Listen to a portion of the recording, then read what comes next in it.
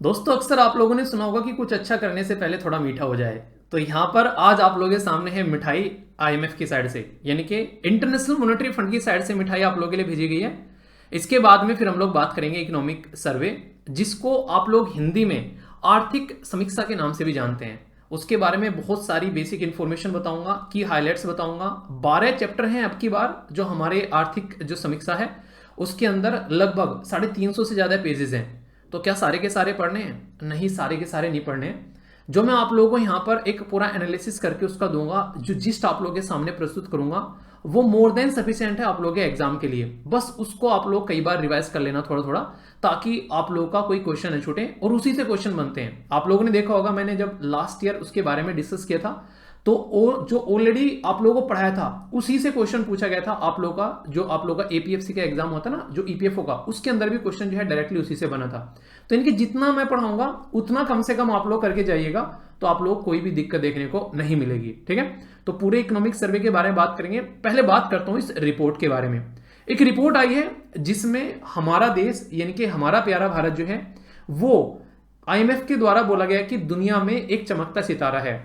आखिर क्यों ना हो, तो आप लोग यहां पर देख भी सकते हैं। अगर दुनिया के बड़े बड़े देशों के बारे में मैं आप लोगों से बात करूं तो यहां पर यूएसए की इकोनॉमी जो है 2023 में कुछ ऐसी रहने वाली है 1.4, और 2024 में ये 1 हो जाएगी, यानी कि घट जाएगी।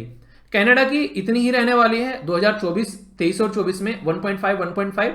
अगर जापान की बात करें, ये 1.5 रहने वाली है 2023 में, और 24 में ये घटकर 0.9 हो जाएगी। कितना बड़ा ड्रास्टिक चेंज आप लोगों को देखने को मिल रहा है, लगभग आधी हो गई। अगर बात करें यहां पर चाइना की, 5.2 से 4.5 हो जाएगी। पूरी दुनिया में हमारा देश जो है वह सितारा जो चमकेगा शानदार तरीके से। 2023 में 6.1 और 2024 में 6.8 रहने वाली है। और ये बात किसके द्वारा बताई गई है? आईएमएफ, जिसको आप लोग इंटरनेशनल मॉनेटरी फंड बोलते हैं। बहुत ही इंपॉर्टेंट ऑर्गेनाइजेशन है जो कि दुनिया में एनालिसिस करती है, इन सब चीजों के बारे में बताती है कि किस तरीके से दुनिया की अर्थव्यवस्था जो है वो आगे बढ़ने वाली है। तो ये याद रखिएगा, ये जो प्रोजेक्शन है, ये जो बात बताई गई है, ये आईएमएफ के द्वारा बताई गई है, ये हमारी सरकार ने नहीं बताई। ठीक है, अब यहां पर आईएमएफ के बारे में आप लोगों को थोड़ी बता देता हूं, क्योंकि आप लोगों को पता है कि ऑर्गेनाइजेशन कितना इंपॉर्टेंट फोर्स है आजकल, तो थोड़ा सा पता होना चाहिए इस आईएमएफ के बारे में भी। इंटरनेशनल मॉनेटरी फंड बोलते हैं। ये इंटरनेशनल मॉनेटरी फंड जो है ये बेसिकली दो नहीं कहते, जुड़वा बच्चे पैदा हो गए थे। तो यहां पर आईएमएफ और वर्ल्ड बैंक जुड़वा बच्चे पैदा हुए। अब इनको भाई बहन बोल लो, आप लोग भाई भाई बोल लो या बहन बहन बोल लो, वो मैं आपके ऊपर छोड़ देता हूं। पर हाँ, एक कॉन्फ्रेंस हुई थी जिसका नाम था ब्रेटन वुड कॉन्फ्रेंस। ये जो कॉन्फ्रेंस हुई थी ये 1944 में हुई थी। इस कॉन्फ्रेंस में ये दोनों पैदा हुए थे 27 दिसंबर 1945, यानी कि 27 दिसंबर 1945 की मैं बात कर रहा हूं। इसका हेडक्वार्टर इनको सुटेबल लगा कहां बनाना चाहिए, तो वॉशिंगटन डीसी। अमीर कंट्री है भाई साहब, अपना अमीर जादों का देश है, सही है, बना देते हैं, सिक्योरिटी भी रहेगी। तो वॉशिंगटन डीसी में इसका हेडक्वार्टर बना दिया गया। अब यहां पर ये जो पर्टिकुलर ऑर्गेनाइजेशन है, इसके मैनेजिंग डायरेक्टर कौन है, ये मैं आप लोगों से पूछ रहा हूं, क्वेश्चन आप लोगों के लिए बताना। पर जो इंपॉर्टेंट फैक्ट है वो है ये, इसके ऊपर जितने स्टार लगाओगे उतने कम है। आईएमएफ, जिसको आप लोग इंटरनेशनल मॉनेटरी फंड बोलते हैं, ये 2 रिपोर्ट प्रस्तुत करता है, बहुत इंपॉर्टेंट, जिससे डायरेक्ट क्वेश्चन भी पूछे जा चुके हैं पास्ट में। एक को बोलते हैं ग्लोबल फाइनेंशियल स्टेबिलिटी रिपोर्ट, और दूसरे को बोलते हैं वर्ल्ड इकोनॉमिक फोरम। दोनों की दोनों रिपोर्ट बहुत इंपॉर्टेंट है। और जो आईएमएफ है या फिर जो वर्ल्ड बैंक आप लोग बोलिए, ये दोनों की दोनों बेसिकली किसके, यूएन की स्पेशलाइज्ड एजेंसी है, यानी कि बोल सकते हैं कि दोनों यूएन के बच्चे हैं। ये क्या काम करता है बेसिकली आईएमएफ? ये दुनिया भर पर नजर रखता है, देखता है कि वहां पर किस तरीके से मॉनेटरी चीजें चल रही हैं, कैसे उसकी फाइनेंशियल स्टेबिलिटी है, कैसे दुनिया में ट्रेड हो रहा है, कैसा लोगों को जॉब मिल रही है, क्या इकोनॉमी जो है वो सही तरीके से बढ़ रही है। मतलब उनका लेखा जोखा रखता है और फिर दुनिया को बताता है कि कौन सी जो है अर्थव्यवस्था कैसी चलने वाली है। और यही इसने यहां पर बताया है, जो अभी रिसेंटली अपनी जो रिपोर्ट प्रस्तुत करी है उसमें। ठीक है, तो ये कुछ फैक्ट है जो कि आप लोग याद रखिएगा। तो मुंह मीठा हो गया, अब आगे बढ़ते हैं। कुछ ऐसा दिखेगा आप लोगों को हमारा इकोनॉमिक सर्वे, यानी कि जो आर्थिक समीक्षा है उसका फर्स्ट जो एक आउटलुक आप लोगों को देखने को मिलेगा। ये जो इकोनॉमिक सर्वे होता है और जो बजट होता है, कई सारे लोगों को उसमें डिफरेंस होता है, थोड़ा सा मतलब एक तरीके से डिफरेंस नहीं पता होता है, तो उसको मैं थोड़ा सा एक्सप्लेन कर देता हूं ताकि माइंड में आप लोगों की चीजें ढंग से बैठ जाएं। इकोनॉमिक सर्वे जो होता है वो एक ऐसा डॉक्यूमेंट्स होता है जिसमें सारी जो भी चीजें रहती हैं वो रहती हैं जो हम लोगों ने पिछले साल में खर्चा किया है। यानी कि इकोनॉमिक सर्वे ये है कि जो आप लोगों का लास्ट महीना गया ना, उसमें जो आप लोगों ने पैसे लिए, अपना जो भी सैलरी थी या फिर जो घर से पैसा आया आप लोगों के पास में, तो जो घर से पैसा आया वो खर्च कर दिया, तो उसका जो लेखा जोखा होगा वो आप लोग का इकोनॉमिक सर्वे होगा। यानी कि इकोनॉमिक सर्वे ये बताता है कि गवर्नमेंट ने पिछले साल में क्या किया है। अब जब बजट की बात करते हैं वो क्या है, बजट है कि घर वालों ने पैसे भेज दिए आप लोगों के पास में, अब आप लोग उसको खर्च करने की सोच रहे हो। कहां, कोई मूवी देखेगा, कोई कपड़े लेकर आएगा, कोई किताब लेकर आएगा, कहीं किसी को फीस देनी होगी, अपना पार्टी सार्टी बर्थडे सडे पता नहीं क्या क्या सेलिब्रेट अपना जो भी करना है, वो सारा खर्चा होगा। गवर्नमेंट के भी ऐसे ही रहते हैं, दुनिया भर के खर्चे रहते हैं, ठीक है। कहीं एजुकेशन पे कर रहे हैं, कहीं हेल्थ पे कर रहे हैं, कहीं वुमेन्स के लिए स्कीम चल रही है, कहीं अपनी जो सिक्योरिटी के लिए जो अपना कुछ सामान खरीदना है, कहीं पेंशन जानी है किसी की, कहीं पुराना उधार ले रखा था वो चुकाना है। जैसे आप लोग भी, हाँ, पुराना उधार ले लिया पिछले महीने में, क्यों? क्योंकि पैसे कम रह गए थे चुकाना पड़ेगा भाई साहब, तो इसलिए घर से पैसे आने की वेट कर रहे हैं। इसीलिए सरकार भी बजट की वेट करती है, क्योंकि पैसा आने वाला है। तो मतलब कहने का ये हो गया कि जो बजट है वो आने वाले साल के लिए है, जो नेक्स्ट ईयर आप लोगों का होगा, और जो इकोनॉमिक सर्वे है वो आप लोगों का पिछले साल के लिए है। यानी कि इकोनॉमिक सर्वे जो है वो पिछले महीने का खर्चा आप लोगों का, और बजट जो है वो आने वाले महीने का हो गया। अब माइंड में कोई भी डाउट नहीं होना चाहिए। अब यहां से आगे जो बातें मैं आप लोगों को बताने वाला हूं वो बहुत ही इंपॉर्टेंट और बेसिक इंफॉर्मेशन है, जो कि चेंज नहीं होती है। और जो चीजें चेंज नहीं हुआ करती उनको एक बार ढंग से पढ़ लिया करते हैं यार बैठ के, क्योंकि वो ऐसे ही रहने वाली है। आप लोग 1 साल तैयारी करो, 2 साल तैयारी करो, मैं तो बोलूं जल्दी से जल्दी एग्जाम क्लियर करके निकल जाओ।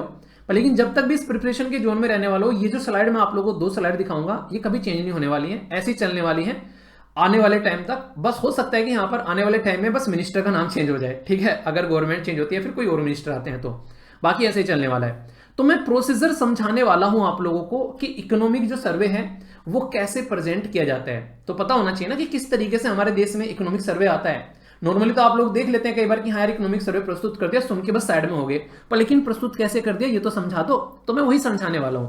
हमारी फाइनेंस मिनिस्टर जो है, जो कि आज की डेट में निर्मला सीतारमण जी हैं, वो इकोनॉमिक सर्वे यहां पर हर साल पार्लियामेंट में बेसिकली रखती हैं, बजट से 1 दिन पहले। यानी कि इकोनॉमिक सर्वे मान लीजिए जैसे आज आ रहा है तो बजट आप लोगों का कल आ रहा है, ऐसे आप लोग समझ सकते हैं। तो ये बात आप लोग ध्यान रखिएगा। इसका जो खाका तैयार किया जाता है, जैसे मैं आप लोगों को बोलूं यार आप लोगों को ना पर्टिकुलर टॉपिक के नोट्स बना के लेने आने, पहले रफ रफ से नोट्स बना के दिखा देना मुझे, और फिर उनको फेयर कर लेंगे अच्छे से। तो जो रफ रफ से जो नोट्स होते हैं ना वो होता है ड्राफ्ट, कि हाँ ठीक है एक हल्का सा ड्राफ्ट तैयार हो गया अपना यार, ऐसे ऐसे काम करना है, और फिर उसको चेक किया जाता है। तो यहां पर फर्स्ट ड्राफ्ट जो होता है इकोनॉमिक सर्वे का, वो डिपार्टमेंट ऑफ इकोनॉमिक अफेयर जो कि फाइनेंस मिनिस्ट्री के अंडर आता है, वो यहां पर इसको तैयार करके लेकर आता है। फिर जहां पर ये चीजें हो जाती हैं, इसके बाद में ये ड्राफ्ट क्लियर किया जाता है चीफ इकोनॉमिक एडवाइजर के द्वारा, और सेक्रेटरी ऑफ जो इकोनॉमिक अफेयर है उनके द्वारा फिर इसको क्लियर किया जाता है। और जब यहां से ये सारी चीजें क्लियर हो जाती है तो फिर यहां पर पहुंचता है माई बाप के पास में, यानी कि जो फाइनल वर्जन होता है इसका वो फाइनेंस सेक्रेटरी और इसी के साथ में जो फाइनेंस मिनिस्टर है उनके पास में पहुंचता है। फिर फाइनेंस मिनिस्टर जो है वो यहां पर इसको जाकर कहां पर रखते हैं, वो पार्लियामेंट के अंदर में सबको इसकी कॉपी जो है वो डिस्ट्रीब्यूट की जाती है।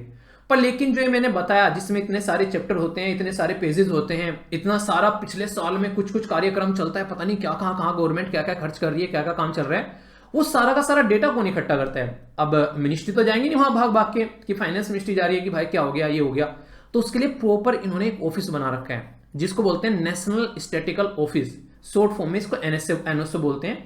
इसका बस यही काम है, बस जहां जहां पे जो हो रहा है जा जाके वहां पे आंख गड़ा और देख यहाँ पे क्या हो रहा है, डेटा चाहिए हमें। फिर ये मत बोलना कि उस दिन तो सो गए थे हम लोग, नहीं, पूरा डेटा चाहिएगा शानदार तरीके से। तो एनएसओ का यहां पर ये काम देखने को मिलता है, और ये एनएसओ जो है वो ऐसी ही मिनिस्ट्री के अंडर में आता है जो इसी काम के लिए बनी हुई है, जिसको ministry of statistics and programme implementation का नाम हमारे द्वारा दिया गया है। ये मिनिस्ट्री कौन सी है, मतलब किसके अंडर में आती है, आप लोग बताइए। फाइनेंस मिनिस्टर जो है वो निर्मला सीतारमण जी है, वो इसको पार्लियामेंट में रखती हैं। और फिर यहां पर आप लोगों को पता है, जो आप लोगों ने ये सारी चीज देखा करो जब यहां पर बेसिकली टीवी पर दिखाई जाती हैं, आप लोग उसको कनेक्ट भी कर पाओगे यहां पर, ठीक है, कि किस किस तरीके से क्या क्या प्रोसीजर हो रहे हैं। अभी मैं आप लोग कुछ हिस्ट्री यहां पर बताने वाला हूं जो कि काफी इंपॉर्टेंट है, जो कि थोड़ा सा आप लोगों को पता रहेगा तो आप लोग और अच्छे से यहां पर कनेक्ट हो पाएंगे। फर्स्ट इकोनॉमिक सर्वे कब प्रेजेंट किया गया था, तो फाइनेंशियल ईयर 1950-51 में पहला इकोनॉमिक सर्वे जो है वो प्रस्तुत किया गया था। अगर बात करें यहां पर कुछ फैक्ट्स हैं जो कि आप लोगों को पता है कि टाइम टू टाइम चेंज होते रहते हैं, तो ऐसा ही एक फैक्ट है, 1964 से पहले इकोनॉमिक सर्वे जो था वो बजट के साथ में प्रस्तुत किया जाता था। यानी कि आज ही बजट आ गया, आज ही इकोनॉमिक सर्वे आ गया, दोनों एक साथ में रख दिए और प्रस्तुत कर दिया सबके सामने। पर लेकिन ये लगने लगा यार इसकी वजह से ना बजट में होचपोच हो जाता है, मतलब एक तरीके से ना जो बजट को एक पूरा टाइम चाहिए, अच्छे से चीजें लेकर काम करना चाहिए, तो उन्हें एक तरीके से पिछला उठा के बैठ गए, आज का होना था बेसिकली। तो इसलिए एक एक करते हैं कि पहले एक दिन प्रस्तुत कर लेते हैं ना उसको, फिर बजट पर अच्छे से फोकस कर लेंगे बैठ कर यार ढंग से। तो 1964 में यहां पर ये काम किया गया कि यार इसको डीलिंक कर दो। डीलिंक मतलब अलग अलग लेकर आएंगे, ठीक है। तो इनको अलग अलग कर दिया कि जिस दिन बजट प्रस्तुत होगा उससे एक दिन पहले बता देंगे कि पिछले साल में क्या क्या कुकर्म किए हैं आप लोगों ने, यानी कि क्या क्या करामात पिछले साल में हुई है, तो वो सारी करामात आप लोगों के सामने प्रस्तुत कर देंगे ताकि अगले वाली साल को आप लोग अच्छे से एनालाइज कर सको। मैंने कहते कि इंसान को अपनी गलतियों का पता होना चाहिए आगे बढ़ने से पहले, ताकि पिछले वाली गलतियों को सुधार सके। तो ये काम यहां पर किया गया। तो एनुअल इकोनॉमिक डेवलपमेंट जो कंट्री का होता है, ये एक तरीके का फ्लैगशिप एनुअल डॉक्यूमेंट है जो कि मिनिस्ट्री ऑफ फाइनेंस लेकर आती है। इकोनॉमिक सर्वे जो कि एक तरह का रिव्यू होता है यहां पर कि हमारे देश में पिछले 12 महीनों में क्या हुआ है, तो उसकी समरी होती है एक तरीके से। जो भी बड़े बड़े डेवलपमेंट हुए हैं उनके सबके बारे में बताया जाता है, हाईलाइट बेसिकली दिखाई जाती है।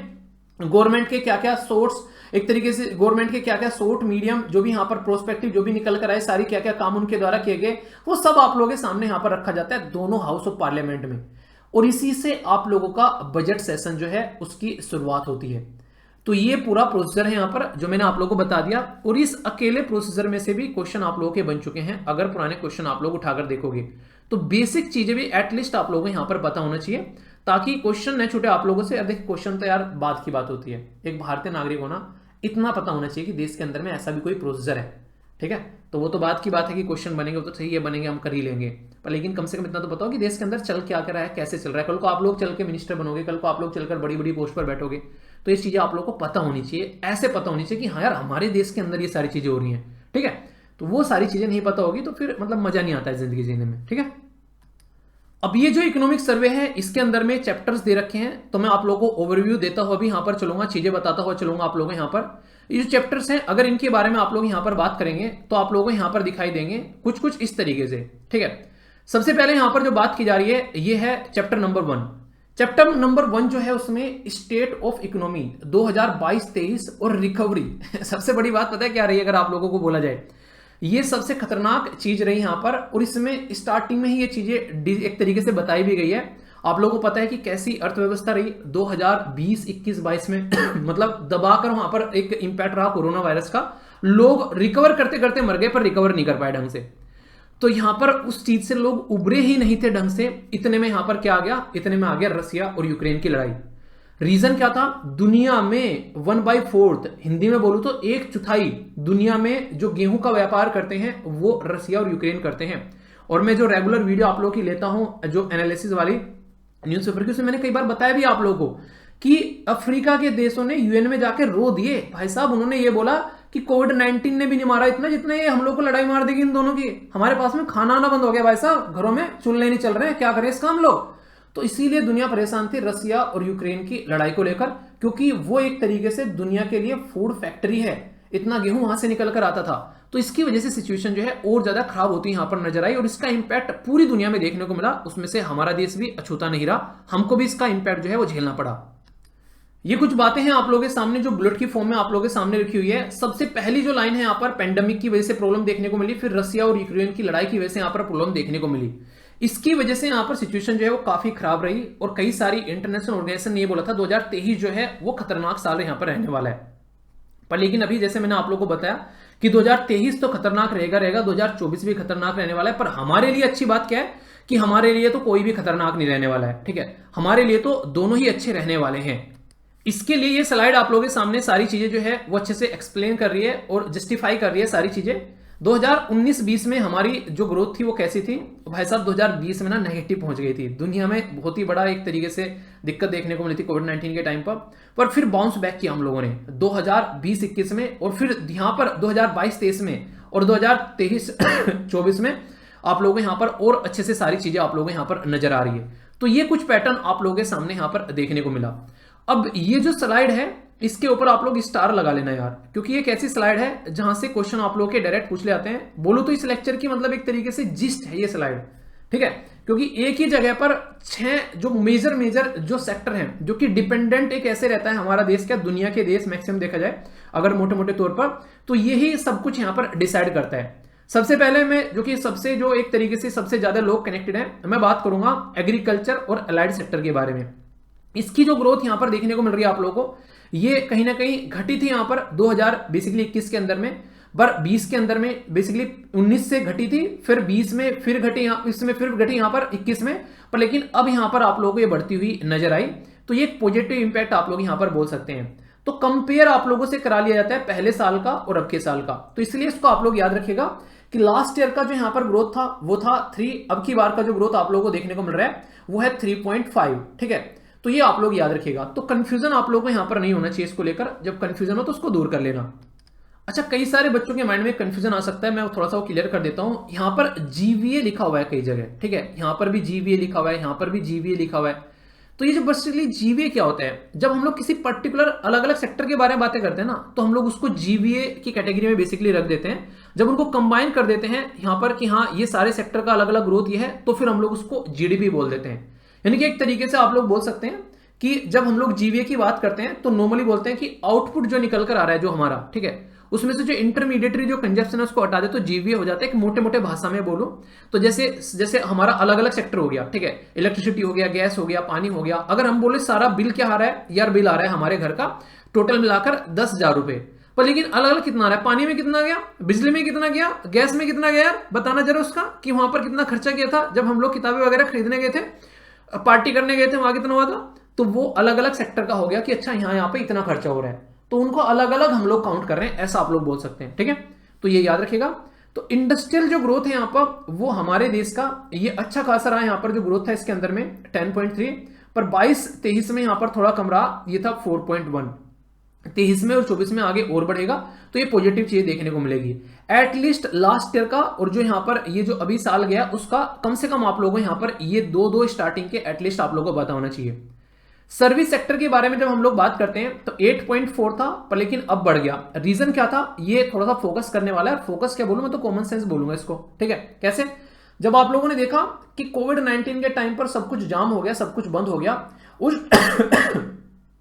उस टाइम पर सर्विस सेक्टर एक ऐसा था जो थोड़ा ठीक ठाक तरीके से चल रहा था। रीजन क्या था कि ऑनलाइन चीजें चल रही थी। आप लोग जोमेटो स्विगी ये यूज कर रहे हैं, ऑनलाइन खरीद रहे हैं, ऑनलाइन एजुकेशन ले रहे हैं, ऑनलाइन डॉक्टर के पास में आप लोग अपॉइंटमेंट ले रहे हैं, ऑनलाइन कंसल्ट कर रहे हैं, साइकेट्रिस्ट से लोग बहुत सारे बात कर रहे हैं, ऑनलाइन सारी चीजें चल रही थी। ये ऑनलाइन वाला काम जो है ये सर्विस वाला ही आसान हो सकता है ऑनलाइन के थ्रू। ठीक है, क्योंकि मैन्युफैक्चरिंग तो तुम कर नहीं सकते ऑनलाइन की, हाँ यार चलो आओ बैठ के यहाँ पर हम लोग ना एक तरीके से ना वो चिप्स बनाते हैं, उसके बेसिकली जो एक आलू के चिप हो गए, या फिर आप बिस्किट की फैक्ट्री है, चलो बिस्किट बनाते हैं ऑनलाइन बैठ के, नमकीन बनाते हैं ऑनलाइन बैठ के, ऐसे तो नहीं सकते चलो मोबाइल बनाते हैं ऑनलाइन बैठ के, तो ये पॉसिबल नहीं है। इसके लिए आप लोगों को प्रॉपर इंसान को बुलाना पड़ेगा एक पर्टिकुलर फैक्ट्री के अंदर में, और वहां पर सारा काम चलेगा।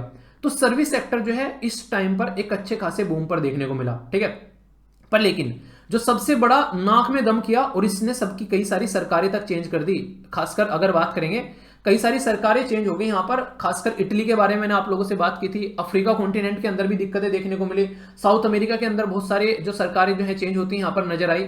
यह है इन्फ्लेशन, जिसको हिंदी में बोलते हैं महंगाई। गाना सुना है ना, महंगाई की महामारी ने हमरा भट्टा बिठा दिया, चले गरीबी हटाने गरीबों को हटा दिया। तो वही वाली बात यहाँ पर देखने को मिली, महंगाई ने सबको मार डाला। महंगाई जो है ना बड़ी खतरनाक चीज होती है। अगर महंगाई एक लिमिटेड वे में हो तो वो अच्छी रहती है, मतलब महंगाई भी अच्छी होती है, जी हाँ महंगाई भी अच्छी होती है, पर लेकिन लिमिटेड हो। पर लेकिन अगर वो दायरे से बाहर हो जाए तो फिर खतरनाक होती है। कैसे समझाता हूं आप लोगों को, आप लोग सोच के देखो, मार्केट में मान लीजिए आप लोगों ने कोई प्रोडक्ट सर्च करने गए, आप लोग मार्केट में, वो प्रोडक्ट था मोबाइल फोन। ठीक है, आप लोगों को मोबाइल लेना था नया, तो आप लोगों ने सोचा कि यार नया मोबाइल लेते हैं, पर मार्केट में जो मोबाइल आप लोग लेने गए थे वो पर्टिकुलर मोबाइल मार्केट में दिख ही नहीं रहा है, यानी कि उसकी खपत इतनी ज्यादा है आप लोगों को मॉडल मिल ही नहीं रहा है। तो इसका मतलब क्या है, इसका मतलब है कि कंपनी को और ज्यादा यहां पर अपनी मैन्युफैक्चरिंग एक्टिविटी बढ़ानी पड़ेगी, और ज्यादा लोगों को जॉब पर रखना पड़ेगा, और ज्यादा लोगों को जो है सैलरी मिलना स्टार्ट हो जाएगी, और ज्यादा प्रोडक्ट यहां पर बनाना पड़ेगा। तो इकोनॉमी के अंदर में कहीं ना कहीं आप लोग बोल सकते हैं कि डेवलपमेंट देखने को मिल रहा है इस महंगाई की वजह से। महंगाई क्यों हो रखी है इसकी प्रोडक्ट की, क्योंकि मार्केट में मिल ही नहीं रहा है, इसकी वजह से महंगाई हो रखी है। तो ये सिचुएशन आप लोग यहां पर देखते हैं, तो ये अच्छा रहता है यहां पर इस तरीके से। पर लेकिन अगर बोले कि बने तो रखे हैं, पर भाई साहब छुपा के रखे हैं, ठीक है, उसको निकाल ही नहीं रहे और महंगाई कर रहे हैं प्रोडक्ट की, वो वाली सिचुएशन जो है वो खराब हो जाती है, वो सही नहीं रहती है, वो कोई अच्छा ग्रोथ नहीं लेकर आती है।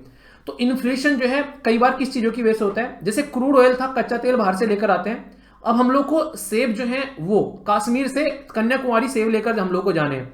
अब क्रूड ऑयल कच्चा तेल यानी कि डीजल में जाएंगे ट्रक में भर भर के, या फिर अपनी ट्रेन में जाएंगे, तो ले जाने के लिए जो खर्चा लगेगा वो तो लगेगा ही लगेगा। अब वो खर्चा अगर बढ़ गया ले जाने वाला, तो यहां पर इसका भाव बढ़ जाएगा। आसान सा एक और उदाहरण देता हूं, चाय बनानी है, चाय पीनी है आप लोगों को, किस किस को चाय पसंद है? सबको ही होगी ना क्योंकि चाय जो है देश के अंदर में दूसरा सबसे ज्यादा पिए जाने वाला पेय पदार्थ है। चाय की जब मैं आप लोगों से बात कर रहा हूं, तो चाय जब बनाते हैं तो मान लीजिए चाय आज की डेट में आप लोगों को मिल रही है 5 रुपए का कप मिल रही है। भाई साहब पता चला 15 दिन बाद कप जो है वो 15 रुपए का हो गया। आखिर क्यों? चाय वाले से पूछा यार ये क्या कर रहे हो भाई साहब, जेब काटने पर आ गया यार, तुम तो चाय पीनी छुड़वाओगे।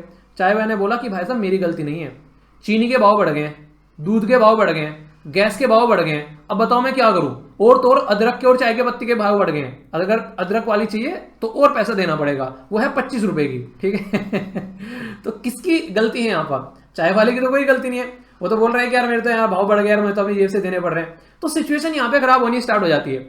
तो ये चीजें हम लोग को चेक करनी है। तो इन्फ्लेशन कई बार इस तरीके की कंडीशन क्रिएट कर देता है कि लोगों की पॉकेट जो है वो खाली होने लगती है, और लोगों का जो कमाई है वो तो उतनी की उतनी रहने वाली है, तो वो तो एकदम बढ़ने वाली नहीं है कि हाँ आप लोग के अकाउंट में, सबके अकाउंट में जो है अच्छे खासे पैसे आ जाएंगे रातों ही रातों में, आप लोग लखपति बन जाओगे। वो तो सिस्टमेटिक वे में आगे चलेगी। तो ये चीजें यहां पर देखने को मिल रही है, तो इसके बारे में आप लोग थोड़ा सा अंदाजा रखिएगा। नेक्स्ट जो सेक्टर है यहां पर, यह फॉरेन एक्सचेंज रिजर्व, ये रीढ़ की हड्डी है भाई साहब। इस सेक्टर की वजह से ना श्रीलंका जो है वो भीख मांगता हुआ नजर आया, पाकिस्तान जो है लोगों के सामने कटोरा लेकर खड़ा हुआ नजर आया, क्योंकि उनका ये वाला जो एरिया है बिल्कुल खत्म हो चुका था। ये बिल्कुल ऐसे ही है जैसे घर से आप लोगों के हर महीने जो है मान लीजिए 10,000 रुपए आते हैं, आप लोग क्या करें उनमें से 2-2 हजार रुपए इकट्ठा कर करके रख रहे हैं कि इमरजेंसी रहेगी तो यार घर वालों से कम मांगना नहीं पड़ेगा।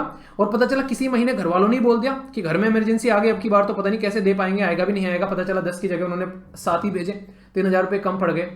तो ये होता है कहीं ना कहीं उस टाइम पर आप लोगों की चीजों को नहीं, आप लोगों को सेव करने वाला इसी के बेस पर आप लोग कूदते हो कि हमारे पास में इतना तो रिजर्व रखा हुआ है भाई साहब, पार्टी करनी है बता कहां करनी है, कितने हैं कि मेरे पास में 1 लाख रुपए पड़े हैं, पार्टी कितने कर लेगा, जैसे 1,000 2,000 3,000 4,000 5,000 की कर लेगा, ठीक है 95,000 तो फिर भी है, वो धड़ल्ले से पार्टी देगा। किसी के पास में 200 रुपए पड़े हुए हैं और पार्टी देने जाना 1,000 रुपए लग जाएंगे पार्टी देने में, उधार लेके जाएगा भाई साहब 800 रुपए। आप लोगों को लगता है अगली बार जो है वो चल भी पड़ेगा किसी के साथ में खड़ा हो गए?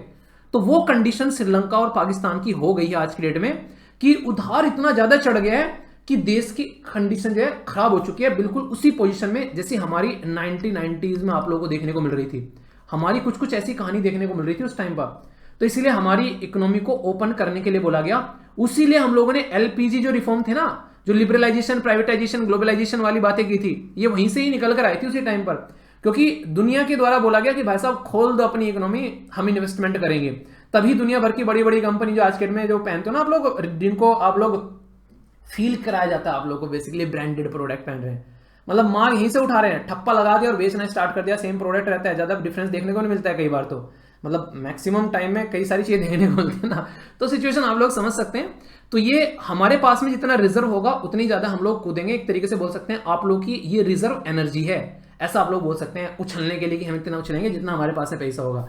तो ये देश की बहुत ही एक अच्छी चीज होती है, पर लेकिन 2022-23 में ये घटी थोड़ी, सबसे शानदार तरीके की देखने को मिली थी 2021-22 में, ठीक है। फिस्कल डेफिसिट इसको बोलो तो आमदनी 98 और खर्च रुपया, मतलब आप लोगों के पास में जो है घर से तो आ रहे हैं हर महीने 10,000 रुपए, बस अब खर्च कर दे रहे हो आप लोग 15,000 रुपए, बाकी कहां से ला रहे हो? उधारी ला रहे हो ना, जी हाँ। तो 3,000 रुपए आप लोगों ने दोस्तों से मांगे कि यार डेट पे जाना भाई साहब, समझ ले बहुत दिनों से ट्राई कर रहे थे, पहली बार मौका मिला है, पैसे दे दे यार जैसे भी हो। पहले वो बोल रहा है कि तुझे डेट पे जाना है पैसा, हमसे उधार लेके जा रहे हो, ठीक है, मतलब हम यहाँ जले बैठे तुम डेट पे जा रहे हो तो वो वाली कंडीशन है। हालांकि दोस्त जो होते हैं वो कमीने होते हैं, पता है आप लोग हैं, कहीं ना कहीं से जुगाड़ करके आप लोगों के लिए लाई देंगे जैसे तैसे, ओके। तो यहाँ पर 3,000 रुपए उन्होंने आप लोगों को पकड़ा दिए, तो आप लोगों ने 13,000 रुपए उड़ा दिए। इसका मतलब यह कि जब घर से 10,000 रुपए तो मिल रहे हैं आपकी बार, पर 10 नहीं मिल रहे हैं, ये समझो 7 मिल रहे हैं, 3,000 रुपए पहले उसके भी देने हैं। तो ये होता है आमदनी 98 खर्च रुपया, यानी कि जितना आप लोगों के पास में पैसा नहीं है उससे ज्यादा आप लोगों ने खर्च कर दिया है। तो फिस्कल डेफिसिट आप लोगों को यहां पर ये देखने को मिलता है। तो गवर्नमेंट का जो फिस्कल डेफिसिट है बहुत ही तकड़ा हो गया था कोविड-19 के टाइम पर। क्यों? क्योंकि पैसा तो आ नहीं रहा था, टैक्स आ नहीं रहा था कहीं से भी, सारे बिजनेस धंधे सब बंद कर दिए थे कोविड-19 ने, पर लेकिन खर्च बढ़ गया था गवर्नमेंट का। क्यों? क्योंकि लोगों को फ्री में खाना देना पड़ रहा है, दवाइयाँ बांटनी पड़ रही है फ्री में। स्टेट जो है अलग से चिल्लाने लगे, भाई साहब मर गए, बचा लो, लुट गए, पिट गए, बर्बाद हो गए, उनको अलग से सपोर्ट प्रोवाइड कराना पड़ गया। तो बहुत सारी ऐसी चीजें आप लोगों को यहाँ पर देखने को मिली। तो गवर्नमेंट का फिस्कल डेफिसिट जो है बढ़ गया, पैसा आने रहा है, भाई साहब खर्च करना पड़ रहा है। तो वो कंडीशन यहां पर देखने को मिली। थोड़ा कम हुआ 2021 में, 22 में थोड़ा सा और कम हुआ। तो पॉजिटिव बात है कि ये कम होता जा रहा है, तो एक अच्छी चीज बोल सकती है। अब ये तो हो गए 6 जो लोग हैं बेसिकली, ये 6 के 6 लोग जो हैं कंधे पे उठा के चलते हैं जीडीपी को, जिसको आप लोग ग्रोस डोमेस्टिक प्रोडक्ट बोलते हो, ठीक है, सकल घरेलू उत्पाद हिंदी में आप लोग इसको बोलते हो। इसमें शानदार बात बोली गई कि हमारे देश की जो ग्रोथ है वो 6 से लेके 8 के बीच में यहां पर रहने वाली है। तो ये बातें यहां पर इसके लिए बताई गई है।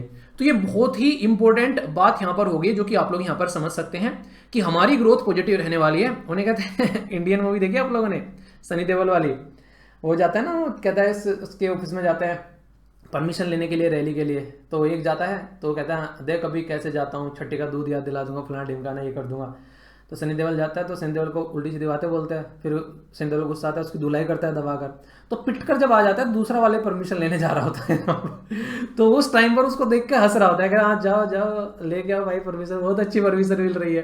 तो जब तुम्हारी पोजीशन खराब हो ना, सामने वाला पिट रहा है, तो तुम पिट कर आ चुके हो, तो सामने वाला पिट रहा है तो खुशी होती है उससे कि ये भी पिट रहा है। और यही काम आप लोगों को अंग्रेजों के टाइम पर देखने को मिला था। एक राजा को पीट दिया तो खुश था कि दूसरा भी पिट रहा है, यानी कि ये नहीं कि सामने वाले को बचा ले, तीसरा पिट रहा है। इवन ये भी कर रहे थे, जो पिट गया वो तीसरे को पिटवाने में हेल्प कर रहा था कि उसको भी पीट, तूने मुझे तो पीट दिया। तो ये सिचुएशन यहां पर खराब होती नजर आ रही थी। तो जब अपनी कंडीशन अच्छी होती है ना, दूसरे की खराब होती है, तो कई बार लोग हंसते हुए नजर आते हैं। तो ये सिचुएशन आप लोग यहां पर समझ सकते हो। और यहां पर आप लोगों को ये बेहद देखने वाले भी यहां पर, खासकर वो चाइना जिसके बारे में हम लोग बार बार बातें करते थे, उस चाइना को हम लोगों ने पीछे छोड़ दिया। तो हमारे लिए तो हंसने वाली बात है भाई साहब, हम तो हंसेंगे, पार्टी भी करेंगे है कि नहीं। तो ये बेसिक चीजें हैं जो कि आप लोग समझ सकते हैं। कई सारे लोग दुनिया में चिल्लाते हैं यार इतनी सारी पॉपुलेशन है, इतनी सारी पॉपुलेशन है, पॉपुलेशन ने देश बर्बाद कर दिया, इतने सारे लोगों को ये करना पड़ता है। भाई साहब वो पॉपुलेशन यहाँ पे समझ में आती है कितनी अच्छी है, ठीक है।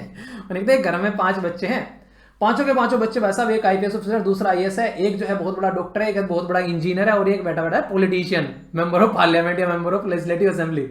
तो अब बताओ कि पॉपुलेशन ज्यादा सही है या फिर गलत है। पर लेकिन अगर 4-5 में से एक ही काम करने वालों, बाकी 4 काम ही ना कर रहे हो, तो भाई साहब फिर उतनी ही बुरी हालत भी है। तो पॉपुलेशन गलत नहीं होती है, गलत क्या होती है, गलत होती है उनको प्रॉपर शिक्षा न मिलना और उनका लाइफ में एक सही पोजीशन पर न पहुंचना। अगर पॉपुलेशन ज्यादा है और उनको अच्छे से स्किल किया गया है, अच्छे से वो काम कर रहे हैं, तो वही पॉपुलेशन जो है वो एक बहुत ही शानदार ग्रोथ इंजन का काम करती है देश के लिए। हमारे देश से बहुत सारे लोग जो है पढ़े लिखे स्किल्ड लेबर फोर्स जो है वो देश से बाहर जाते हैं, और वो बाहर जाने के बाद में अपने देश में जो है वो पैसा भेजते हैं। यानी कि आप लोग अगर कल को बाहर जाओगे, अपने घर वालों के पास में पैसा तो भेजोगे ना, भाई साहब कमा रहे हो वहां पर डॉलर में, तो घर वालों के पास में 2-4 मतलब घर वालों के पास में भी आएंगे ना पैसा। तो जो पैसा भेजा जाता है उसको हम रेमिटेंस बोलते हैं। तो देश हमारा दुनिया में सबसे ज्यादा रेमिटेंस लेने वाला देश बन गया है, बन गया क्या, पहले से ही है यार, ठीक है तो यहां पर पहले नंबर पर हमें रेमिटेंस की कैटेगरी में, जो कि 100 बिलियन के करीब आप लोगों को देखने को मिला। बहुत बड़ा आंकड़ा है ये, याद रखिएगा। 1-1 बिलियन के इन्वेस्टमेंट के लिए लोग रोते रहते हैं, हम इतना रेमिटेंस उठा के ले आते हैं, ठीक है। मैक्सिको जो है वो 60 है, से देखो मतलब आसपास भी नहीं है, इतनी तेज दौड़ रहे हैं ना आगे आगे, कोई आसपास भी नहीं है। पहले चाइना था दूसरे नंबर पर, तीसरे पर आ गया है, ठीक है। फिलीपीन जो है वो यहां पर चौथे पर है, इजिप्ट 5वें पर, पाकिस्तान भी पीछे है पर लेकिन मतलब काफी पीछे बोल सकते हैं, ठीक है। France, Bangladesh, Nigeria, Vietnam. अब यहां पर जो सबसे इंपॉर्टेंट चीज है जो देखने वाली वो क्या है, वो है फ्रांस। यानी कि फ्रांस के भी लोग दूसरे देशों में जा जाकर यहां पर रह रहे हैं, उनको भी रेमिटेंस यहां पर मिल रहा है, वरना ऊपर तो यूएसए, जापान वो वाले देश होने चाहिए थे ना। देखो कुछ चीजें अच्छी होती है, कुछ चीजें बुरी होती हैं। अब आप लोग यहां पर ये भी सोच सकते हैं, जो डेवलप्ड कंट्री हैं सही तरीके से अपने देश को लेकर चल रही हैं, उसमें खुद के देश में ही लोग जो है सक्षम है, उनको वहां पर ही जॉब मिल जा रहे हैं, अच्छे से लाइफ एंजॉय कर रहे हैं, बाहर जाने की जरूरत ही नहीं पड़ रही है। तो कहीं ना कहीं उस तरीके से देखोगे तो यहां पर कहीं ना कहीं आप लोग अपने आप को नेगेटिव पोजीशन में भी पाओगे। पर दूसरी साइड से देखोगे भाई साहब, किसी देश में हर जगह हम ही बैठे हैं, ठीक है। तो कल को अगर बोलने लगे उस देश को कि इंडिया के सामने झुकना है, तो जिल्ले लाई करनी पड़ जाएगी उसको, क्योंकि हमारे ऊपर ही चल रहा है वो देश पूरा। तो हमारी जो एक तरीके से सॉफ्ट पावर जो है वो इंक्रीज होती है इसकी वजह से, तो वो पॉजिटिव साइड भी है। आधा कनाडा जो है हमारे हाथ में आज की डेट में, ऐसा आप लोग बोल सकते हैं, ठीक है। यूएसए देख लो, इंडिया के साथ में चाहकर भी मतलब एक तरीके से एक पैटर्न में उसको रहना पड़ता है। यूके के प्राइम मिनिस्टर जो है भाई साहब हमारे घर के आदमी बने बैठे हैं आज की डेट में। तो यहां से पॉजिटिव चीजें भी हैं, तो इसलिए कहता हूं हर सिक्के के दो पहलू होते हैं। अब ये आप लोगों के ऊपर है कि पॉजिटिव देखना है नेगेटिव देखना है, वो आप लोग मान लो। तो ये इकोनॉमिक सर्वे के अंदर इंफॉर्मेशन प्रोवाइड कराई गई एक पॉजिटिव साइड की। तो डायरेक्ट क्वेश्चन पूछा जाए तो इसको याद रख सकते हैं आप लोग, ये डेटा वर्ल्ड बैंक तैयार करता है, ठीक है। तो IMF का जुड़वा भाई या बहन, ठीक है। एक जो बहुत इंपॉर्टेंट बात यहां पर बोली गई इकोनॉमिक सर्वे के अंदर में, बोला गया कि लोगों की लाइफ में काफी शानदार इंप्रूवमेंट हुए यहां पर, खासकर गांव में जो लोग रहते हैं उनकी लाइफ में इंप्रूवमेंट हुए यहां पर, और एक इंक्लूसिव डेवलपमेंट यहां पर देखने को मिला है। इंक्लूसिव डेवलपमेंट का मतलब ये होता है कि सबका साथ सबका विकास, किसी को पीछे न छोड़ना, सबको साथ में लेकर चलना। और जो क्वालिटी ऑफ लाइफ को इंप्रूव करने की बात यहां पर की जा रही है, तो यहां पर इसमें बहुत सारे इनिशिएटिव जो है सरकार के द्वारा यहां पर इसमें बेसिकली यूज किए गए। कोई यहाँ पर बेसिकली आप लोगों को पता है हेल्थ के लिए हो गया, कोई इलेक्ट्रिसिटी के लिए यहाँ पर हो गया, अलग अलग ये सारे इनिशिएटिव जो हैं ये क्वालिटी ऑफ लाइफ को इंप्रूव करने का बात करते हैं, और ये सारी अलग अलग स्कीम्स के नाम यहाँ पर दे रखे हैं, ठीक है। तो ये सारे के सारे जो भी पॉइंट्स यहाँ पर बताए गए हैं कि LPG के सिलेंडर बांटे हैं यहाँ पर, इतने सारे लोगों को MG नरेगा के थ्रू फायदा देखने को मिला। MG नरेगा में तो ये तक बोल दिया गया है कि बहुत शानदार पार्टिसिपेशन जो है वो महिलाओं का देखने को मिला है। खासकर अगर बात करें तो बोला गया कि लोगों को पैसा पहुंचाने का काम किया गया MG नरेगा पॉजिटिवली। अगर आप लोग देखोगे तो एक तरीके से बहुत ही इंपॉर्टेंट है, इसकी वजह से लोगों का माइग्रेशन जो है वो घट गया। पहले लोग जो है एक एरिया से दूसरे एरिया में जाया करते थे, और फीमेल जो है उनका पार्टिसिपेशन लेबर फोर्स में काफी अच्छा बढ़ा है यहाँ पर ये भी एक पॉजिटिव इंपैक्ट यहां पर देखने को मिल रहा है, यानी कि ये वाली साइड भी यहां पर प्रस्तुत करने की कोशिश की गई है। तो ये क्या हो गया, ये यहां पर ये दिखाया जा रहा है कि यहां पर बहुत ज्यादा फायदा यहां पर हुआ है।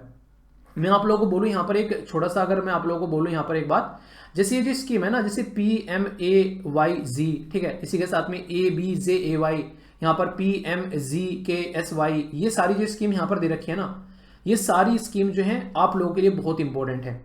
और अगर आप लोग जो रेगुलर लेक्चर सुनते हैं ना, ये वो सारी स्कीम है जो मैं इनको टाइम टू टाइम इनको कवर भी करता रहता हूं, जब जब किसी का जिक्र आता है आप लोगों को इनके डिस्कस भी करता रहता हूं। तो इसीलिए फायदा रहता है। मैक्सिमम चीजें जब आप लोग इकोनॉमिक सर्वे सुन रहे होंगे ना, आप लोगों को ये लग रहा होगा यार ये सारी चीजें सुनी हुई है, क्यों? क्योंकि रेगुलर लेक्चर इसका मतलब आप लोग फॉलो कर रहे हैं, और उसमें ये सारी चीजें कवर ही हो रही है, क्योंकि पिछले साल का ही तो यहाँ पर डेटा है। तो इसीलिए कहता हूं कि रेगुलर जो चीजें आप लोग कवर करते हो, फिर आप लोग उसको मंथली कवर कर रहे हो, फिर आप लोग उसको बाद में थोड़ा सा टेस्ट वेस्ट लगाकर उसको रिवीजन भी आप लोग कर ले रहे हो, तो लंबे समय तक चीजें आप लोगों के माइंड में फिक्स हो जाती हैं। तो इसलिए कहता हूं कि रेगुलर चीजों पे थोड़ा ट्रस्ट रखना स्टार्ट करो, इससे बहुत फायदा आप लोगों को नजर आएगा। नेक्स्ट यहां पर बात की जाए तो एग्रीकल्चर एंड फूड मैनेजमेंट को जब आप लोग यहां पर देखते हो, तो फूड सिक्योरिटी और न्यूट्रिशनल सिक्योरिटी के बारे में यहां पर बात करें तो गवर्नमेंट के काफी अच्छे इनिशिएटिव देखने को मिले। MSP पर फोकस किया गया, मिनिमम सपोर्ट प्राइस जिसको बोलते हैं, और पंजाब में जो किसान जो है प्रोटेस्ट कर रहे थे बहुत लार्ज स्केल पर, वो इसी मुद्दे को लेकर यहां पर कर रहे थे। तो यहां पर ये एक तरीके से किसानों के लिए काफी फायदेमंद समझा जाता है। जब कोई दिक्कत आती है तो एक तरीके से कहते हैं कि वो जो कंगाली में जब आटा गीला होता है उस टाइम पर यहां पर ये चीजें काम आती हैं, ठीक है। इसी के साथ में क्रेडिट जो है, यानी कि जो लोन वगैरह है एग्रीकल्चर सेक्टर तक वो पहुंचाना, उसकी वजह से काफी अच्छा ग्रोथ देखने को मिलता है। इतना फूड ग्रेन जो है वो यहाँ पर वो एक तरीके से प्रोड्यूस किया गया देश के अंदर में, यानी कि हमारे किसानों ने कोविड-19 के टाइम पर भी लगातार अपनी जो है चीजें वो कंटिन्यू रखी। तो 315.7 मिलियन फूड ग्रेन जो है प्रोड्यूस किया गया, अपना भी पेट भर रहे हैं और दुनिया में बेच भी रहे हैं हम लोग, ठीक है। PM किसान के तहत यहाँ पर लोगों को फाइनेंशियल सपोर्ट मिली, जिसमें आप लोगों ने देखा 6,000 रुपए प्रोवाइड कराने की बात यहाँ पर की गई थी। तो 11.3 करोड़ फार्मर्स को यहां पर फायदा आप लोगों को देखने को मिला। तो ये आप लोग समझ सकते हैं कहीं ना कहीं ये वो चीजें हैं जिनके बारे में नॉर्मली कोई बात नहीं करता है, पर लेकिन ये फायदा बहुत ज्यादा लार्ज स्केल पर यहां पर पहुंचाते हैं, ठीक है। तो इस तरीके से आप लोग यहां पर समझ सकते हैं। तो ये कहीं ना कहीं एक पॉजिटिव चीज होती है। जब एक नहीं कहते एक तरीके से जब कुछ नहीं होता तो उस टाइम पर यार ये चीजें काम आता है, एक तरीके से चीजें काम आ जाती हैं। तो इस तरीके से आप लोग यहां पर इसको समझ सकते हैं, ठीक है। तो कंफ्यूजन नहीं होना चाहिए। नेक्स्ट यहां पर पोस्ट हार्वेस्टिंग सपोर्ट यहां पर दी गई लोगों को, बेसिकली जो किसान थे उनको यहां पर, ठीक है। तो यहां पर इंफ्रास्ट्रक्चर की फैसिलिटी भी यहां पर प्रोवाइड कराएगी काफी अच्छे से। तो ये आप लोग यहां पर देख सकते हैं। तो यानी किसानों को एक तरीके से सपोर्ट प्रोवाइड कराने की बात की गई, और एग्रीकल्चर इंफ्रास्ट्रक्चर जो यहाँ पर फंड है वो भी यहाँ पर प्रोवाइड कराया गया, लगभग 13,600, ये 81 crore. National agriculture market scheme जिसका नाम E-NAM रखा गया, तो इसमें भी काफी अच्छे लेवल पर यहाँ पर ट्रेडिंग आप लोगों को देखने को मिली। तो ये सारे जिक्र भी जो है इकोनॉमिक सर्वे के अंदर किए गए हैं। सर्विस सेक्टर के ऊपर अगर आप लोग अलग से नजर डालोगे तो मैंने आप लोगों को याद होगा PMI जो है काफी अच्छे से डिस्कस किया था, जिसको हम लोग परचेजिंग मैनेजर इंडेक्स बोलते हैं। पूरा एक आर्टिकल डिटेल में मैंने डिस्कस किया था आप लोगों से। तो यहाँ पर उसके ऊपर भी एक एनालिसिस किया जा रहा है। क्रेडिट ग्रोथ जो है वो अच्छी खासी देखने को मिली, 75 डिजिटल बैंकिंग यूनिट जो है वो अनाउंस यहाँ पर की गई। फैशन, ग्रोसरी या जनरल मर्चेंडाइज, इन सब चीजों में भी ई कॉमर्स के थ्रू काफी अच्छे लेवल पर हम लोग काम करते हुए नजर आए, और आने वाले टाइम में इसको और अच्छे से हम लोग बढ़ाने की बातें कर रहे हैं 2027 तक का। तो हमारे टारगेट अभी फ्यूचर में और अच्छे सेक्टर में होने वाले हैं। ये काफी इंपॉर्टेंट एरिया है, सोशल इंफ्रास्ट्रक्चर और इंप्लॉयमेंट और बिग 10 के बारे में यहां पर बात की गई है।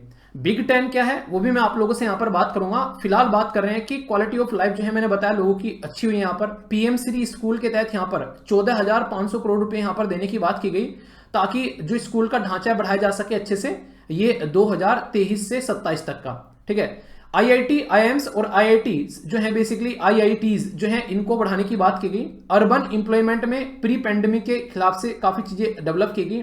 ईपीएफओ बेस्ड लोगों को सपोर्ट प्रोवाइड यहां पर की गई। और जो बिग 10 है इसको स्पेशली मेंशन किया गया, अगर आप लोग यहां पर देख पा रहे हो तो बिग 10 को यहां पर मेंशन किया गया अलग से। ठीक है, तो बिग टेंट बोला गया, बेसिकली 10 बोल रहा हूं मैं इसको बार बार। काफी बड़ा एरिया यहां पर देखने को मिलेगा, जैसे सोशल सेक्टर पे यहां पर फोकस करना, ह्यूमन डेवलपमेंट बढ़ाना लोगों का, एस्पायरेशनल डिस्ट्रिक्ट के ऊपर कितना बार डिस्कस किया है, लैंड रिफॉर्म के बारे में यहां पर, सॉरी लेबर रिफॉर्म के बारे में कितनी बार बातें की हैं, आधार के बारे में हम लोगों ने कई बार बातें की है, कैसे इंप्लॉयमेंट बढ़ाना है, क्वालिटी ऑफ एजुकेशन वो कैसे इंप्रूव करना है, अभी नेशनल एजुकेशन पॉलिसी भी लेकर आ गई, स्किल डेवलपमेंट पर कितनी सारी बातें की, क्वालिटी ऑफ लाइफ, हेल्थ के बारे में बातें करें तो स्कीम कितनी सारी चलाई गई। इसी के साथ में और ही सोशल प्रोटेक्शन के ऊपर काम किए गए। तो यहां पर डायरेक्ट बेनिफिट ट्रांसफर को बेसिकली गेम चेंजर के नाम से हम लोग बोलते हैं। ठीक है, तो ये सारी की सारी चीजें आप लोगों को इस चैप्टर में यहां पर आप लोगों को देखने को मिलेगी। ये बेसिकली मेंस के पॉइंट ऑफ व्यू से जो है एक काफी अच्छा चैप्टर आप लोग यहां पर इसको बोल सकते हैं। ठीक है, तो ये छठा चैप्टर आप लोगों को यहां पर देखने को मिलेगा, जिसमें ये सारी चीजें जो हैं वो एक्सप्लेन की गई हैं। तो ये सारे चैप्टर हैं जैसे आप लोग यहां पर देखते हैं, जिसका मैं जिस्ट आप लोगों को बताता हुआ चल रहा हूं। तो पहला क्या था, यहां पर स्टेट ऑफ इकोनॉमी रिकवरी के बारे में बात की गई, मीडियम टर्म ग्रोथ कैसे रहने वाली है, किस तरीके से हम लोग चीजें लेकर चलने वाले हैं, सबका साथ सबका विकास, और जो रिफॉर्म की बात की जा रही है 2030 तक का, तो उसके ऊपर फोकस यहां पर दिया जाएगा। ठीक है, ये फिस्कल डेवलपमेंट के बारे में बात है कि किस तरीके से हमारी सरकार जो है वो बेसिकली रेवेन्यू के ऊपर फोकस करेगी। मॉनेटरी मैनेजमेंट और फाइनेंशियल इंटरमीडिएटरी, ये आप लोगों को देखने को मिलेगा। ये सारे के सारे जो चैप्टर है ना, आने वाले टाइम में बहुत सारे इनके ऊपर आर्टिकल्स आप लोगों को देखने को मिलते रहते हैं। तो रेगुलर अगर वीडियो सुनते रहोगे ना, तो ये सारी की सारी चीजें कहीं ना कहीं किसी न किसी तरीके से आप लोगों की कवर होती रहती हैं। ठीक है, तो ये बहुत अच्छा तरीका रहता है, पर एक बार को आप लोग डॉक्यूमेंट्स में को भी गो थ्रू हो जाते हैं तो अच्छी चीजें रहती हैं, तो थोड़ा सा एक तरीके से आप लोग नजर बनाए रखिएगा। ठीक है, इन्फ्लेशन के बारे में दुनिया भर के आर्टिकल आते हैं, मैंने कितने सारे आर्टिकल डिस्कस किए हैं, WPI, CPI, होलसेल, ये क्रूड ऑयल का प्राइस, ये सब चीजें। तो ये कहीं ना कहीं नॉर्मल लाइफ को यहां पर काउंट करने की बातें कर रहे हैं। यहां पर क्लाइमेट चेंज एक ये भी काफी इंपॉर्टेंट एरिया है, जिसके बारे में थोड़ी मैं बात करूंगा। इसके बारे में अगर हम लोग बात करें तो क्लाइमेट चेंज एंड एनवायरनमेंट जो है उसके बारे में यहां पर बात की जा रही है। तो ये एक तरीके से यहां पर इसको फेस करना है फ्यूचर में, उसके ऊपर फोकस देना है। इंडिया ने अचीव कर लिया है NDC, यानी कि नेशनली डिटरमाइन, जो यहां पर हमारा कंट्रीब्यूशन प्रोग्राम था, उसमें 40% energy capacity non fossil fuel से हम लोग यहां पर लेकर चल रहे हैं, यानी कि सोलर एनर्जी और विंड एनर्जी उससे। तो अपनी चीजों को हम लोग अच्छे लेवल पर यहां पर बढ़ा रहे हैं, तो ये आप लोग यहां पर समझ सकते हैं। नेशनल ग्रीन हाइड्रोजन मिशन के बारे में मैंने आप लोगों से डिस्कस किया था, उसके ऊपर हम लोग काम कर रहे हैं। और ये तो प्राइम मिनिस्टर मोदी साहब के द्वारा बहुत ही डिटेल में फोकस किया गया था कि लाइफ स्टाइल फॉर इन्वायरमेंट, यानी कि हम लोग को इन्वायरमेंट के हिसाब से अपना लाइफ स्टाइल लेकर चलना चाहिए। सोवरन ग्रीन बॉन्ड, ये अभी रिसेंटली लॉन्च किए गए, इसके बारे में तो आगे भी आर्टिकल्स आप लोगों को देखने को मिलेंगे, जो कि काफी इंपॉर्टेंट एक टॉपिक बन जाता है।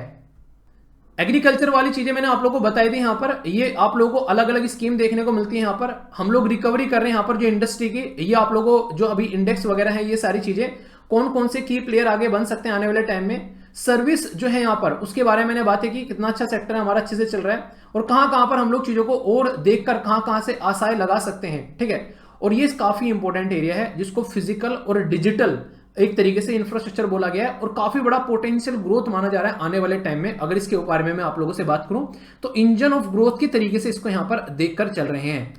5G वगैरह के बारे में मैंने उस टाइम पर आप लोगों से बातें की थी, तो बहुत सारी ऐसी चीजें जो हम लोग अच्छे से लेकर चल रहे हैं। एक्सटर्नल सेक्टर जो है वो काफी इंपॉर्टेंट है, उसके आशा लगा रखी है। इंडिया जो है 7th लार्जेस्ट सर्विस सेक्टर आप लोगों को यहां पर देखने को मिल रहा है। और जब पब्लिक प्राइवेट पार्टनरशिप के बारे में बात, परचेजिंग पावर इंडेक्स के बारे में हम लोग बात करते हैं, PPP के बारे में, तो उसमें हम लोग तीसरे नंबर पर हैं, चाइना और USA के पीछे आप लोग को हम लोग यहां पर नजर आएंगे। तो ये समझ सकते हैं हमारे देश में अभी काफी सारे ऐसे ईज ऑफ डूइंग बिजनेस के काम किए गए ताकि बेटर हम लोग अपने देश में लॉजिस्टिक जो एक ढांचा है वो भी हम लोग अच्छे लेवल पर लेकर आ सकें। ठीक है, उसके ऊपर फोकस हमारा रहा। इसी के साथ में रेमिटेंस मैंने आप लोगों को यहाँ पर बता दिया, हम लोग काफी लार्ज स्केल पर रेमिटेंस अचीव यहाँ पर कर रहे हैं दुनिया में, वो सारी चीजें आप लोग समझ सकते हैं। तो कई सारे एरिया ऐसे हैं। अगर बात करें यहाँ पर ब्रॉड बेस रिकवरी के बारे में जैसे बात करें तो इन्फ्लेशन जो है उसका टारगेट अभी आरबीआई की रेंज में आ चुका है। ठीक है, तो यहाँ पर जो यहाँ पर एक तरीके से पिकअप हो रहा है यहाँ पर प्राइवेट जो यहाँ पर एक तरीके से कैपेक्स के अंदर भी इंडियन रुपी जो है वो भी ठीक ठाक डायरेक्शन में चलता हुआ यहाँ पर नजर आ रहा है। और डायरेक्ट टैक्स का कलेक्शन जो है वो भी एक ठीक ठाक आप लोगों को देखने को मिल रहा है, हालांकि बीच बीच में डाउन भी हो जाता है जब कोई इशू आते हैं निकलकर, पर फिर भी मोर और लेस जो है वो ठीक डायरेक्शन में आप लोगों को चीजें चलती हुई यहाँ पर नजर आ रही है। ओके, यहां पर अगर बात करें आप लोगों के सामने है एक पर्टिकुलर डेटा जिसमें एग्रीकल्चर के कुछ स्टैटिस्टिक आप लोगों के सामने यहां पर नजर आ रहे हैं कि किस किस तरीके से चीजें इंक्रीज हो रही हैं। तो कहीं ना कहीं पूरी सारी चीजें ये तो बता दिया ना मैंने, हाँ ये मतलब कोविड-19 वैक्सीनेशन कितना शानदार रहा, मेंटल हेल्थ के बारे में बात की गई। तो ये सारी पीपीटी मैं आप लोगों को प्रोवाइड करा दूंगा, तो आप लोग देखोगे इनको रिवीजन के लिए आप लोग अपने पास में रख सकते हैं। ठीक है, यहां से जो ये चीजें आप लोगों को बताइए ना, डायरेक्ट क्वेश्चन आप लोगों के एग्जाम में देखने को मिलते हैं, बड़े ही छोटे छोटे से क्वेश्चन बन जाते हैं कई बार, और फिर लगता है यार पता नहीं कहां से आ गए। और ये बेसिक एरिया तो आप लोगों का कवर होना ही चाहिए। ठीक है, तो ये था टोटल आप लोगों का डिस्कशन। मैं आशा करता हूं कि आप लोगों के माइंड में जो है कंफ्यूजन इसको लेकर नहीं होगा। फिर भी कोई कंफ्यूजन होगा तो बताना, आने वाले लेक्चर्स जो भी होंगे उनमें उनको कवर कर लेंगे। और बाकी अच्छे से अपना ध्यान रखिए यार, और अच्छे से पढ़ाई करते रहिए। कोई भी समस्या हो तो उसको सोल्व कर आगे बढ़ा करो, टेंशन को साथ में लेकर चलोगे तो दिक्कत में रहोगे। ठीक है, तो all the best to all of you. और कोई भी डाउट हो तो बताना, और फीडबैक जरूर देना, लाइक या डिसलाइक कर लेक्चर कैसा लगा। पीडीएफ जो है वो टेलीग्राम पर मैं प्रोवाइड करा दूंगा, जाकर डाउनलोड कर लेना। ठीक है, टेलीग्राम दिखा देता हूं एक बार, ये है टेलीग्राम जिस पे जाकर आप लोग सारी चीजें यहाँ पर देख सकते हैं। ठीक है, सारी पीडीएफ यहाँ पर मिल जाती है, इस पे आप लोग देखते हैं। यहाँ पर ये पीडीएफ भी आप लोग की प्रोवाइड करा दी है, तो इस तरीके से आप लोग देख लेना। ठीक है।